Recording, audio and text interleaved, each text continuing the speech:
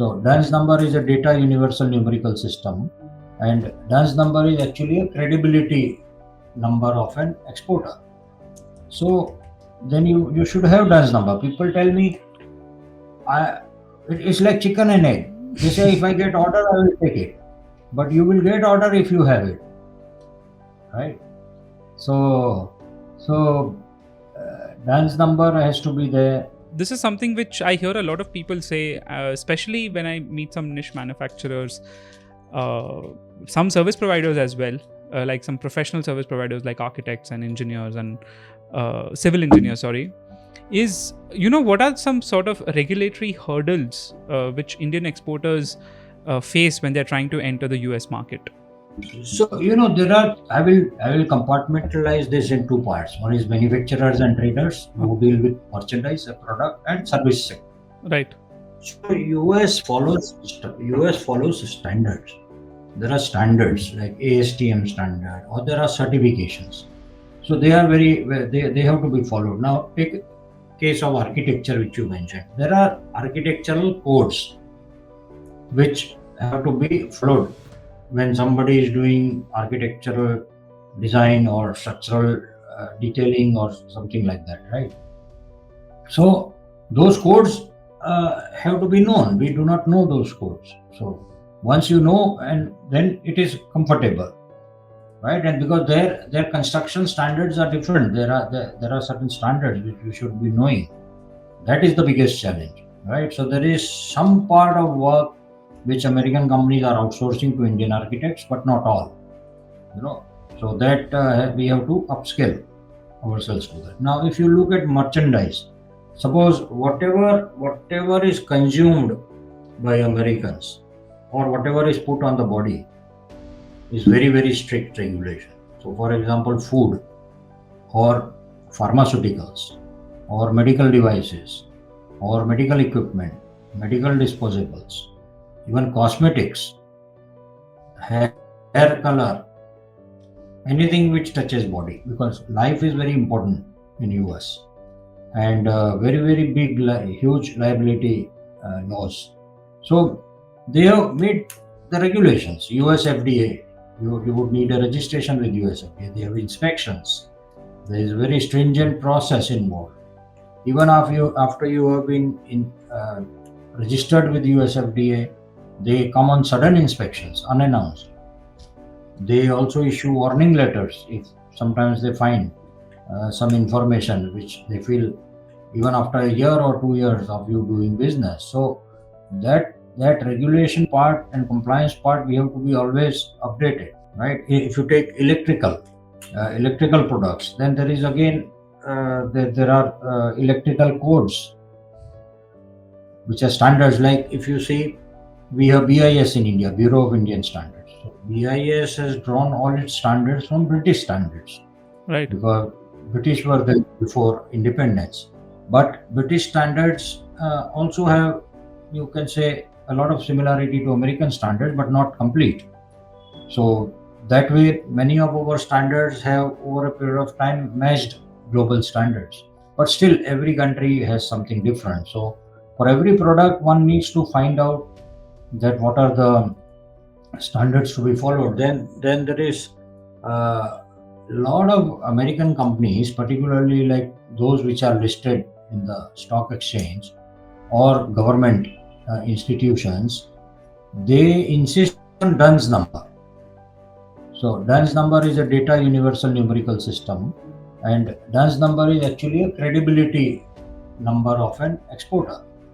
So then you should have Duns number. People tell me, it's like chicken and egg. They say if I get order, I will take it, but you will get order if you have it, right? So Duns number has to be there. Then ISO certification, for example, some companies have made it their procurement rule that we will only buy from an ISO certified company. Right. Some others have not, but it is a big decision maker differentiator. If two proposals are in front of an American buyer, one is ISO certified, one not, they would preferably go towards ISO certified one. Right. So I have a question here. So say I am let's start from a merchandise perspective, right? So I'm a manufacturer of some kind of an item. According to you, how much do you think I'll end up spending, on trying to get at least these basic regulatory aspects sorted? Like a DUNS number. No, so it's different for different products, but not so much. For example, ISO certification in India, Government of India has a scheme where whatever is the cost of taking an ISO certification, 80% is refunded. There is a scheme going, so it's very popular. So not really too much. DUNS number is a hardly 25,000 rupees or something, which is a one-time cost, right? Then it will depend product to product. So one good thing which has happened post-pandemic is that particularly with USFDA and many other regulations in US, they were not traveling for 2 years, because if you want to certify a factory, you have to travel and you have to do inspection, but they were not traveling. So that is why a lot of these approvals were happening online. Right. Okay, so there is a very low cost to it. Otherwise, then there is a cost involved of the travel of the person, stay of the person. Then there is a fee also per day, and Right. a fee of inspection. Depends on product, but it's not really a very big cost. It's not a cost which cannot be incurred. Right. And as you rightly pointed out, if you have these things, then it opens up markets. You will make it back probably in your first few orders itself. Correct, absolutely. Because it's a huge market. So Jagat Ji, what do you suggest? If I'm an Indian business owner, want to export, how do I start this process? How do I go about, what should I do? Like, where do I start? Should I go to a consultant, or what should I do? No, so first is knowledge. Okay, like we run one training school. There are many training schools in India. It is always suggested to go to a school and learn. Okay, there is no. I remember an American, Henry Ford, saying, "You become old the day you stop learning, whether at 20 or 80." Right. Right. A lot of people come to me saying, "No, I am 55 years. I have 30 years of experience. What I'm going to learn in that training?" It's not like that, right? Even 10 days back, I took a training on artificial intelligence. Right. So it's something new. I don't know, but when I took the training, I can discuss with anybody in that field now, right? And I know how to use it in my business. So training is everlasting. So they should take some kind of a training, because that will give them an exposure and understanding first. Right. Because nobody else will help. Everybody is busy, right? And if you even if you go to consultants, what will happen is, if they know that you don't know anything, then there is a chance of being exploited. Absolutely. Yeah.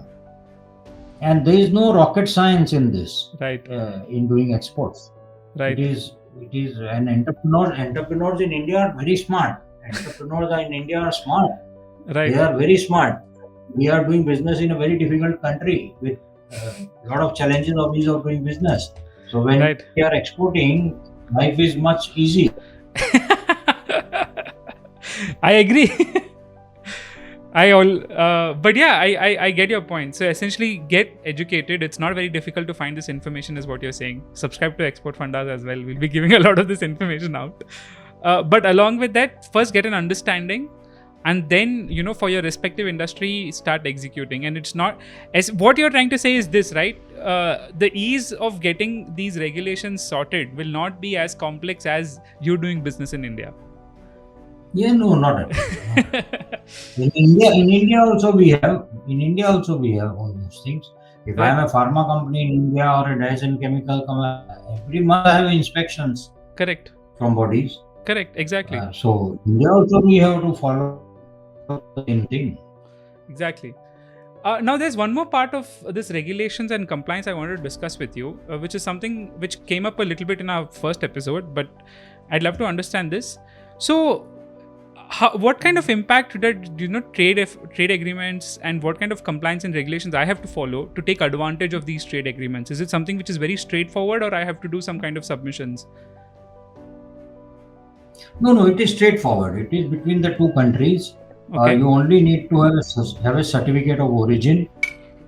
That is one of the point, because certificate of origin proves that the goods are made in India, because these trade agreements are with India. So Right. goods have to be made in India. It Right. cannot happen that you imported from China into India and then you say, I will take advantage of trade agreement and export to US, and so that cannot happen. So that document is certificate of origin, which has to be submitted. Otherwise, it's quite straightforward, because Right. there is a document, and the customs department in both the countries, Right. and the free trade agreement is based on HS codes, the harmonized system code number, which are common in both countries. Okay. So both countries know that under this classification, this is under free trade agreement, it is a nil duty, for example. Right. So the duty part automatically will become nil, but you will have to support it with a certificate of origin. Correct. Got it. So, guys, I mean, of course, what Jagat sir just said, if you're getting confused with all of this and you're looking to export, I think it's time, you go check out his course. The link is in the description. Do sign up. He actually does live training. I personally have done it, and it has been really interesting to see where I had to set my company up for the future.